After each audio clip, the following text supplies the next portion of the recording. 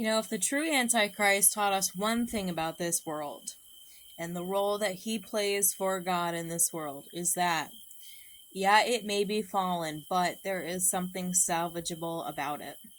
So while I am a firm believer in the rapture, I have been talking about it, always wanted to see the reward of the ungodly, Always wanted to stay behind to see the reward of the ungodly, because that's the type of faith I haven't got. Not saying that your faith is any better or different or worse. We pivot, we change, we're different. It's like everybody has their place in the world. Yeah, I believe in the rapture. Hell yeah, I believe in the rapture. Yep. Have had dreams about it, back from the future about it. There is a safe place where I can go if it gets too bad.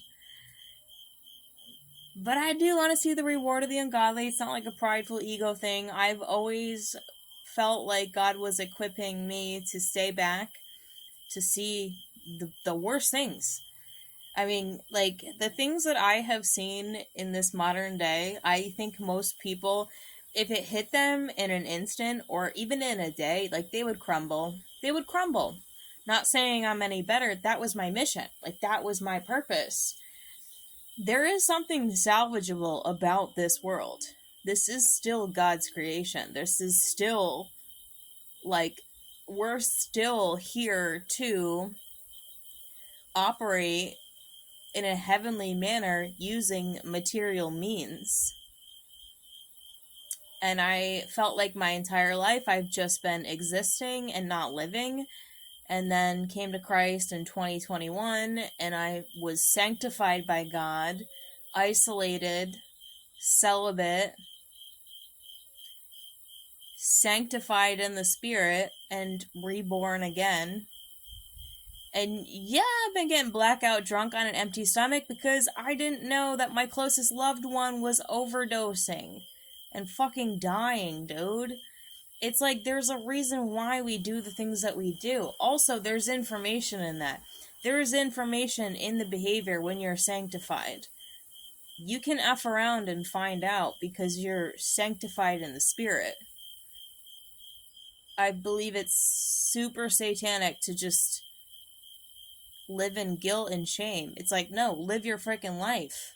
You want to get blackout drunk on an empty stomach and nothing is convicting you otherwise?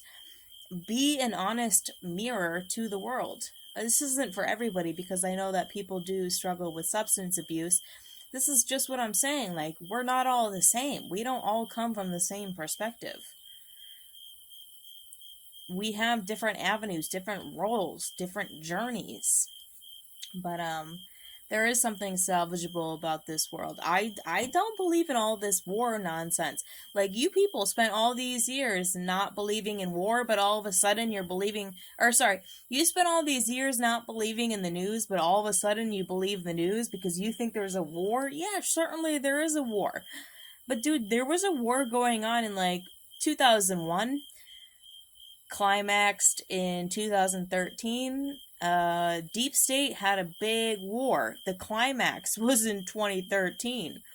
So what you're witnessing is like the playwright of the unification war that already happened back in the day. I have no proof for this, but the greatest whistleblower that blessed my life was telling the story back in the day. And everything he predicted came to pass, which is sort of crazy because you used to read it like, no freaking way, dude, and it happened. And you used to read it and you're like, I hate this guy, no way, and it all came to pass. There was already a war in the deep state, like, back in 2013, following 2001. So we're kind of just witnessing like a playwright of a genocide. If you mentally adopt any justification for war, like, that's your harvest. Like, you're in that harvest. You need to recollect your mind. You need to, like, remember who you are. You need to, like, look around and like, find people who love you. Like, you can meet people for the first time and you're like, I love them and they love me, and that's interesting because love is the unifying, like, frequency. You know what I mean? It's like, I love all people who have the frequency of love. I love all people that have the Holy Spirit across all denominations. You just need to get back out there and figure it out. Like, there's something salvageable about this world. You'll find them. If you got it, you'll find them, dude. If it's not your path, and it's not your path, and the rapture is your avenue, then I believe in the rapture for you too. You know? There's no need to fight. And there's no need to believe. Like, America was pioneered by people who escaped persecution throughout the ages. Yeah, this country is protected. Yeah, it's also terrible. It's also protected because we're wrapping up a huge cycle of time, and all the people who escaped persecution from all the wars past are here. The big players are here. Sleeper cells, right? Those are the sleeper cells. The real word when you hear sleeper cell is actually Manchurian candidate, weaponized people.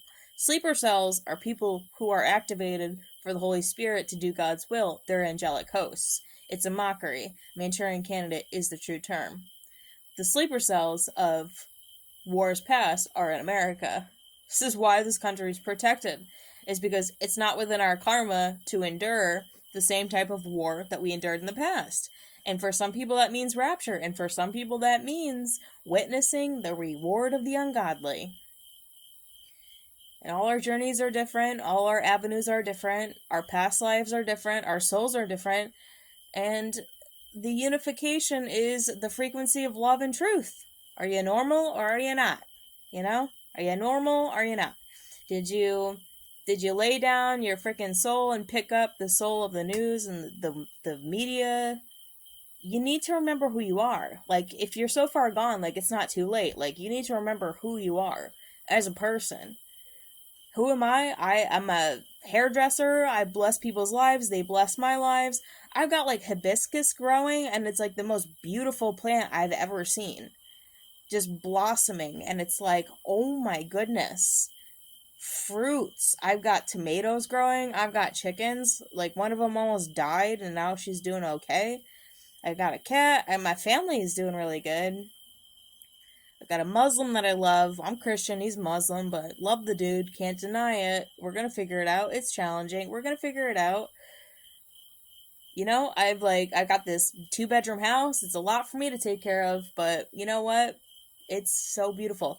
This car, this like old Toyota has like 100,000 miles on it. Great car. It's like, wow. Like, I got stuff, you know? I've got fruits of the spirit in the material world. I make friends on the daily, and I'm like, wow, I just love people. Like, I've just met you, but I love you because they carry the same frequency. It's so easy to communicate with them because they're on the same wavelength, and they're everywhere. It's like, catch the frequency. Everywhere you go, it's out there. In America, it's out there big time. I don't know about other countries.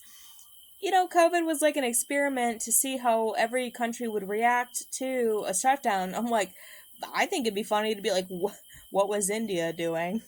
Probably nothing. What was Nigeria doing? Probably nothing. Does that mean China sucks? No. If they're obedient? No, because being obedient is also good. A lot of people believe following rules is a good thing. That's also good. It just depends. It depends, dude. This stuff is not black and white. We're not a black and white. We are a singularity. We are a melting pot. We're a singularity. We're a formation of heaven and earth. If the Antichrist taught us one thing, it's that there is something salvageable about the world, because he never left. Like a vampire, he never left. He's always been here. Joseph Smith, the Mormon, that was a reappearance. He reappears over and over and over again. And then Christ is actually going to come back 3.5 years after the tribulation begins, which is my objective biblical study. Sorry, I'm kind of babbling because I've drank a bunch. But I think I made my point. Hope I made my point. Alright, check you later.